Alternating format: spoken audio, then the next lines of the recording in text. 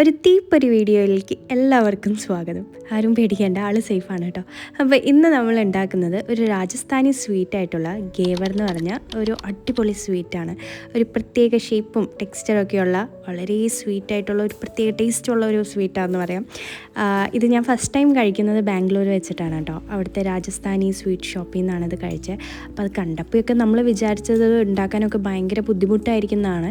പക്ഷെ ഉണ്ടാക്കി വന്നപ്പോൾ ഇപ്പോൾ ഞാനത് ഉണ്ടാക്കിയപ്പോൾ സംഭവം എളുപ്പമാണ് ചെയ്യാനായിട്ട്. പക്ഷെ കുറച്ച് ശ്രദ്ധിച്ചാൽ മതി.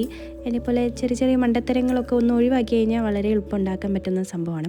അപ്പോൾ അവർ ട്രഡീഷണൽ വേയിൽ അവരുണ്ടാക്കുമ്പോൾ നെയ്യാണ് എടുക്കാറ്.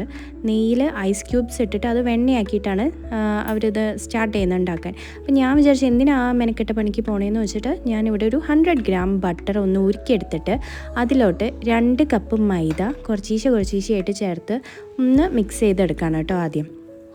ഇപ്പോൾ ഞാൻ ചേർത്തിരിക്കുന്നത് 2 കപ്പ് മൈദയാണ്. ഒരു 100 ഗ്രാം ബട്ടർ മെൽറ്റാക്കിയിട്ട് അതിലോട്ട് ചേർത്തിട്ട് ഒന്ന് ഇങ്ങനെ നമ്മൾ പുട്ടിനൊക്കെ പൊടി നനയ്ക്കില്ലേ അതുപോലെയുള്ള ഒരു രൂപത്തിലാക്കി മാറ്റണം.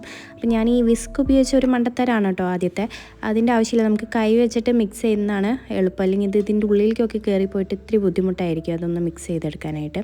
അപ്പോൾ ഞാൻ 2 കപ്പ് പൊടി ചേർത്തിട്ടുണ്ട്. അതിനുശേഷം നമ്മളിതിലോട്ട് ആഡ് ചെയ്യാൻ പോകുന്നത് ഒരു 2 ടേബിൾ സ്പൂണോളം ബേസനാണ്, കടലമാവാണ് ചേർക്കാൻ പോകുന്നത് കേട്ടോ.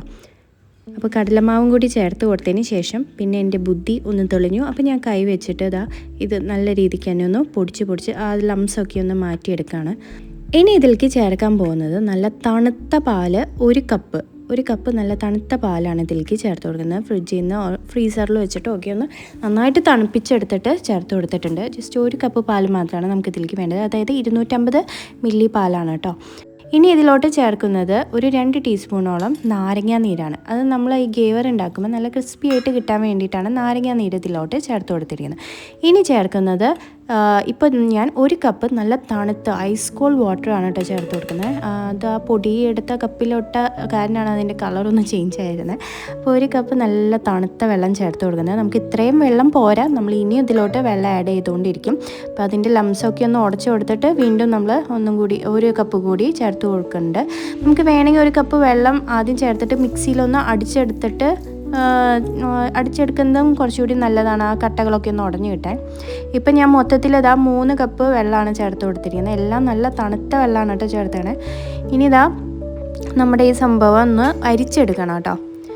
നമ്മൾ ഉണ്ടാക്കിയേക്കണം ബാറ്റർ നല്ല രീതിക്കൊന്ന് അരിച്ചെടുക്കണം. നമ്മൾ നീർദോശയ്ക്കൊക്കെ ഉണ്ടാക്കില്ലേ, അല്ലെങ്കിൽ എന്താ പറയുക, മോരുവെള്ളത്തിൻ്റെയൊക്കെ ആ ഒരു പരുവത്തിലാണ് നമ്മളിത് ഉണ്ടാക്കിയെടുക്കേണ്ടത്. നല്ല ലൂസ് കൺസിസ്റ്റൻസിയിൽ വേണം കേട്ടോ അത് ഉണ്ടാക്കിയെടുക്കാൻ. കട്ടി കൂടി പോയി കഴിഞ്ഞാൽ നമ്മുടെ ഗേവർ ഒരിക്കലും ശരിയാവാൻ പോകുന്നില്ല.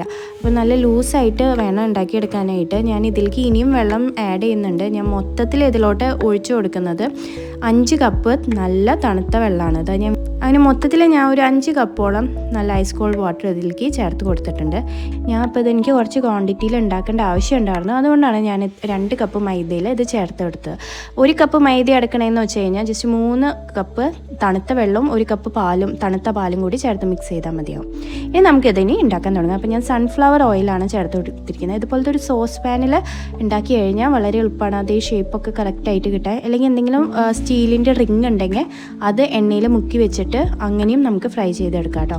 അപ്പം നല്ല തിളച്ചാണ്, നമ്മൾ ഫ്ലെയിം നല്ല ഹൈ ഹീറ്റിൽ വെച്ചിട്ട് വേണം ഉണ്ടാക്കാനായിട്ട്. പക്ഷേ ശ്രദ്ധിക്കേണ്ട കാര്യം, നമ്മൾ ഈ ഒരു ബാറ്റർ ഇതിലേക്ക് ഒഴിച്ചു കൊടുക്കുമ്പം അപ്പോൾ തന്നെ ഒഴിച്ചു കൊടുക്കുന്നതിന് തൊട്ട് മുന്നായിട്ട് ആ ഫ്ലെയിം ഒന്ന് ലോ ഹീറ്റിലേക്ക് മാറ്റുക. ഇല്ലെങ്കിൽ ഉണ്ടാവുമെന്ന് വെച്ച് കഴിഞ്ഞാൽ നമ്മുടെ തനി വെള്ളമാണല്ലോ അത് ഒഴിക്കുന്നത്. അതുപോലെ തീപിടുത്തത്തിനൊക്കെ സാധ്യതയുണ്ട്. ഹൈ ഹീറ്റിലാണ് നമ്മൾ ഈ സംഭവം ഒഴിക്കണതെന്ന് വെച്ചാൽ എണ്ണ പൊട്ടിത്തെറിച്ച് തീയൊക്കെ ഒന്ന് സ്പ്രെഡ് ആവാൻ ചാൻസ് ഉണ്ട്. അപ്പോൾ എനിക്ക് ആദ്യം കത്തിയില്ല, ഞാൻ നല്ല ഹൈ ഹീറ്റിലിരിക്കുന്ന എണ്ണയിലോട്ടാണ് ഇത് ഒഴിച്ചു കൊടുത്തത്. അതുകൊണ്ട് തന്നെ ഇത് അത്യാവശ്യം നല്ല രീതിക്ക് ഇപ്പോൾ തീ വന്നിരുന്നു. ഇതിൽ നമ്മുടെ ക്യാമറയിൽ അത് ശരിക്കും കാണാനില്ല. അത് മേലേക്ക് പോവുകയൊക്കെ ചെയ്യാമായിരുന്നു കേട്ടോ. അപ്പോൾ കുട്ടികളൊക്കെ ഉണ്ടെങ്കിൽ നിങ്ങൾ അവരെ ഒന്ന് ആ ഭാഗത്തേക്ക് അടുപ്പിക്കേണ്ട, വളരെ നീക്കി നിർത്തിയിട്ട് വേണം നമ്മളിത് ചെയ്യാൻ. ഒരു കൈ അകലത്തിൽ നിന്നിട്ടൊക്കെ ചെയ്യാം. പിന്നെ നമ്മൾ ഒഴിക്കുന്ന കപ്പ് അതുപോലെ ചെറിയ പിടി ഉണ്ടെങ്കിൽ അതൊക്കെ നല്ലതായിരിക്കും, എണ്ണയൊന്നും കൈമേക്ക് തെറിക്കാണ്ടിരിക്കാൻ. പിന്നെ നമ്മളുണ്ടാക്കുന്ന പാത്രവും സ്റ്റൗവും ഒക്കെ ഒരിത്തിരി നാശമാവും കേട്ടോ. അതിങ്ങനെ എണ്ണയൊക്കെ നമ്മൾ ഹൈ ഹീറ്റിൽ ഞാൻ ഒന്നോ രണ്ടെണ്ണം ഉണ്ടാക്കണമെങ്കിൽ കുഴപ്പമില്ല. ഞാനിപ്പോൾ ടോട്ടൽ ഒരു എത്ര എണ്ണ 6 or 7 എണ്ണം ഉണ്ടാക്കിയിട്ടുണ്ടായിരുന്നു. അപ്പോൾ ഇതുപോലത്തെ ഒരു 6 വലിയ സൈസ് ഗീവറും പിന്നെ ഒരു 3-4 കുട്ടി കുട്ടി ഗീവേഴ്സും ഞാൻ ഉണ്ടാക്കിയിട്ടുണ്ടായിരുന്നു. അപ്പോൾ നമ്മുടെ സ്റ്റൗവൊക്കെ ഏകദേശം എണ്ണയൊക്കെ പൊട്ടിത്തെറിച്ച് വൃത്തികേടാവും. അതൊക്കെ ഒന്ന് ക്ലീൻ ചെയ്യൽ ഒരു മെനക്കെട്ട പണിയാണെന്ന് പറയാം. അല്ലാതെ നോക്കുകയാണെന്ന് വെച്ചാൽ ഈ സ്വീറ്റിൻ്റെ ടേസ്റ്റ് വെച്ച് നോക്കുകയെന്ന് വെച്ചാൽ ഈ പണിക്കൊക്കെ അത് വളരെ വർത്താന്ന് പറയാം. അത്രയും ടേസ്റ്റുള്ള ഒരു സ്വീറ്റാണ് കേട്ടോ. അപ്പോൾ ഞാനത് കുറച്ചീശെ ആയിട്ടാണ് നമ്മുടെ ഈ ഒരു ബാറ്റർ ഇതിലേക്ക് ഒഴിച്ച് കൊടുക്കുന്നത്. അതായത് ഒഴിച്ച് കൊടുക്കുമ്പോൾ തന്നെ ഈ എണ്ണയൊക്കെ നന്നായിട്ട് ബബിൾ ചെയ്ത് വരും. ആ ബബിൾസൊക്കെ ഒന്ന് താഴുമ്പോഴാണ് നമ്മൾ വീണ്ടും അതിലോട്ട് അടുത്ത ബാറ്റർ കുറച്ചും കൂടി ചേർത്ത് കൊടുക്കുന്നത്. ഒറ്റയടിക്ക് കപ്പായിട്ട് ചേർത്ത് കൊടുക്കാൻ പാടില്ല. കുറച്ചേശ്ശെ ഒരു 3-4 ടേബിൾ സ്പൂൺ വീഴുന്ന രീതിക്ക് മാത്രമേ ചേർത്ത് കൊടുക്കാൻ പാടുള്ളൂ. അപ്പോഴാണ് നമുക്ക് ആ കറക്റ്റ് ഷേപ്പിൽ ഒരു ഹണി കോം ഷേപ്പിലാണ് കേട്ടോ അത് കിട്ടുക.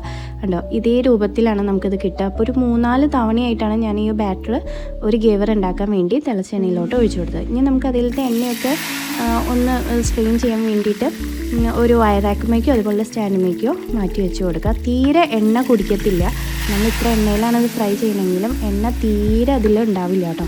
അപ്പോൾ അതാ ഞാൻ അടുത്ത ഒരെണ്ണം ഉണ്ടാക്കുകയാണ്. അപ്പം ഫ്ലെയിം നല്ല കൂട്ടിയിട്ട് ഹൈ ഹീറ്റായി കഴിയുമ്പോൾ നമ്മൾ ഒഴിക്കുന്ന നേരത്ത് ഫ്ലെയിം താഴ്ത്തിയിട്ട് ഒഴിച്ചു കൊടുക്കുക. അപ്പം ഈ തീപിടുത്തങ്ങളൊക്കെ ഒന്ന് ഒഴിവാക്കാം. ഒരു ബ്രൗൺ ഷെയ്ഡിൽ വരാനൊക്കെ ഇത്തിരി ടൈം എടുക്കും കേട്ടോ. അപ്പോൾ അത് അടുത്തും ഉണ്ടാക്കിയിട്ടുണ്ട്. ഇതുപോലെ ഞാൻ കുറച്ചധികം 5-6 എണ്ണം ഉണ്ടാക്കിയിട്ടുണ്ടായിരുന്നു. അപ്പോൾ എല്ലാം ഞാനിതുപോലെ ഫ്രൈ ചെയ്ത് മാറ്റിയിട്ടുണ്ട്. ഇനി നമുക്ക് ഇതിലേക്ക് ഒരു ഷുഗർ സിറപ്പ് തയ്യാറാക്കണം. അതിനായിട്ട് ഞാൻ 1 കപ്പ് ഷുഗറും അതുപോലെ തന്നെ 3/4 കപ്പ് വെള്ളമാണ് ചേർത്ത് കൊടുത്തിരിക്കുന്നത്. ഇനി ഇതിൻ്റെ ഫ്ലേവറിന് വേണ്ടിയിട്ട് കുറച്ച് ഏലക്കായ പൊടിച്ചതും കൂടി ചേർത്ത് കൊടുത്തിട്ടുണ്ട്. ഇനി ഇത് നമുക്ക് നന്നായി തിളച്ച് വരുമ്പോൾ അതിലേക്ക് 1 ടീസ്പൂണോളം നാരങ്ങ നീര് ചേർത്ത് കൊടുക്കുക. അത് ആ ഷുഗർ ക്രിസ്റ്റലൈസ് ആയി പോകാണ്ടിരിക്കാൻ വേണ്ടിയിട്ടാണ്. ലാസ്റ്റായിട്ട് 1 സ്ട്രിങ് കൺസിസ്റ്റൻസി എത്തുന്ന ടൈമിൽ ഞാൻ ഇതിലേക്ക് കുറച്ച് റോസ് മിൽക്കാണ് ചേർത്ത് കൊടുത്തിരിക്കുന്നത്. നമ്മുടെ റോസിൻ്റെ എക്സ്ട്രാക്റ്റ് ചേർത്ത് കൊടുത്തിട്ട് അത് ഓഫ് ചെയ്ത് മാറ്റാം. അപ്പോൾ ഞാൻ ഇത്രയധികം ഗേവേഴ്സ് ഉണ്ടാക്കിയിട്ടോ. ഇതൊക്കെ ഉണ്ടാക്കാനായിട്ട് എനിക്കൊരു 1.5 മണിക്കൂറോളം ടൈം എടുത്തു. എന്തായാലും 1-2 എണ്ണം ഉണ്ടാക്കുകയെന്ന് വെച്ചാൽ കുഴപ്പമൊന്നുമില്ല, പെട്ടെന്ന് തന്നെ പണി തരും. അപ്പോൾ മൊത്തത്തിൽ സ്റ്റൗവൊക്കെ ഈ ഒരു കോലമായിട്ടുണ്ടായിരുന്നു. ഇതിനി ക്ലീൻ ചെയ്തെടുക്കുന്നതാണ് അടുത്ത പണി. അപ്പോൾ നമ്മുടെ ഗേവേഴ്സൊക്കെ റെഡിയായി വന്നിട്ടുണ്ട്. ഇനി നമുക്കിനി ഇതിലേക്ക് ഒരു റബ്ഡി എന്ന് പറഞ്ഞിട്ടൊരു സ്വീറ്റും കൂടി ഉണ്ടാക്കണം. ഗേവറിൻ്റെ ഒപ്പം ഈ റബ്ഡി ചേർത്ത് കഴിക്കാനാണ് ടേസ്റ്റ്. അപ്പോൾ അതിനുവേണ്ടി ഞാനൊരു 1/2 ലിറ്റർ പാല് ചെറിയൊരു ചൂട് ആക്കിയതിന് ശേഷം അതിലോട്ട് ഈ ഒരു പൊടി, ഇത് ഗിറ്റ്സിൻ്റെ ഒരു റാബ്ഡി ഇൻസ്റ്റൻറ്റ് മിക്സാണ് കേട്ടോ, അതാണ് ഇതിലേക്ക് ആഡ് ചെയ്ത് കൊടുക്കുന്നത്. ഇതിന് പകരമായിട്ട് നമുക്ക് ഒരു 1/2 ലിറ്റർ പാലിലോട്ട് ഒരു 2 ടേബിൾ സ്പൂൺ കോൺഫ്ലവർ, 2 ടേബിൾ സ്പൂണോളം മിൽക്ക് പൗഡർ, പാൽപ്പൊടിയും കൂടി ചേർത്ത് കുറച്ച് പഞ്ചസാരയും ചേർത്ത് ഒരല്പം ഏലക്കാപ്പൊടിയും കൂടി മിക്സ് ചെയ്തിട്ട് ഒന്ന് നമുക്ക് കുക്ക് ചെയ്ത് നല്ലൊരു കട്ടിക്ക് എടുത്തു കഴിഞ്ഞാൽ നമുക്ക് റാബ്ഡി ഉണ്ടാക്കാൻ പറ്റും. അത് ട്രഡീഷണൽ വേയിൽ പാല് നല്ലോണം വറ്റിച്ച് അതിൻ്റെ പകുതിയോളം ആക്കി എടുക്കുന്ന രീതിയാണ് ട്രഡീഷണൽ വേയിൽ അവർ ചെയ്യാറ്. നമുക്കിപ്പോൾ എളുപ്പപ്പണിക്ക് ഇങ്ങനെയൊക്കെ ഉണ്ടാക്കാൻ പറ്റും കേട്ടോ. അപ്പോൾ അത് നമ്മുടെ റാബ്ഡിയോടെ റെഡിയായി വന്നിട്ടുണ്ട്. അപ്പോൾ അത് ഇത്രയധികം ഗേവേഴ്സും പിന്നെ കുട്ടികൾക്ക് വേണ്ടിയിട്ട് ഒരു കുട്ടി ഗേവേഴ്സും ഒക്കെ ഉണ്ടാക്കിയിട്ടുണ്ട് പല ഷേപ്പിലുള്ളത്. അപ്പോൾ ഇതാണ് ശരിക്കുള്ള ഗേവറിൻ്റെ ഷേപ്പ്. നടുക്ക് ചെറിയൊരു ഹോളൊക്കെ ആയിട്ടാണ് ഇതിരിക്കുക. അപ്പോൾ അതിലേക്ക് ഞാൻ ആദ്യമായിട്ട് നമ്മുടെ ഷുഗർ സിറപ്പ് ഇതുപോലെ ഒന്ന് സ്പ്രിങ്കിൾ ചെയ്ത് കൊടുക്കേണ്ടത്, ചുറ്റിച്ച് കൊടുക്കേണ്ടത് കേട്ടോ. മൊത്തത്തിൽ നമുക്ക് ഷുഗർ സിറപ്പിൽ മുക്കിയെടുക്കണം, കാരണം അത് ഭയങ്കര സ്വീറ്റ് ആയിട്ട് വരണം. ഇതുപോലെ ഒന്ന് 2-3 ടേബിൾ സ്പൂണോളം ഇതുപോലെ ഒന്ന് ഒഴിച്ചു കൊടുത്താൽ മതി. അപ്പോൾ ഇത് ഞാൻ ഉണ്ടാക്കിയത് എൻ്റെ മോൾക്ക് രാജസ്ഥാനി അവളുടെ ഒരു പ്രോജക്റ്റ് വർക്കിന് വേണ്ടി ഉണ്ടാക്കിയതാണ് കേട്ടോ. അല്ലെങ്കിൽ നിങ്ങൾ വിചാരിക്കില്ലേ തലയ്ക്ക് വട്ടണം ഇത്രയും തീ പിടിച്ച സംഭവങ്ങളൊക്കെ ഉണ്ടാക്കാൻ വേണ്ടി. അപ്പോൾ അവൾക്കൊരു സ്വീറ്റ് സ്കൂളിൽ പ്രസൻറ്റ് ചെയ്യണമായിരുന്നു. അപ്പോൾ അതിന് വേണ്ടിയിട്ടാണ് ഞാൻ ഇത്രയധികം ഗേവേഴ്സ് ഉണ്ടാക്കിയത്. അപ്പോൾ നമ്മൾ ഷുഗർ സിറപ്പിന് ശേഷം റാബ്ഡി ചേർത്ത് കൊടുത്തു. റാബ്ഡി ശരിക്കും ഒന്ന് തണുപ്പിച്ചിട്ട് വേണം കേട്ടോ ചേർത്ത് കൊടുക്കുക. അപ്പോൾ നല്ല തിക്കായിട്ട് കിട്ടിയിട്ടുണ്ടാവും.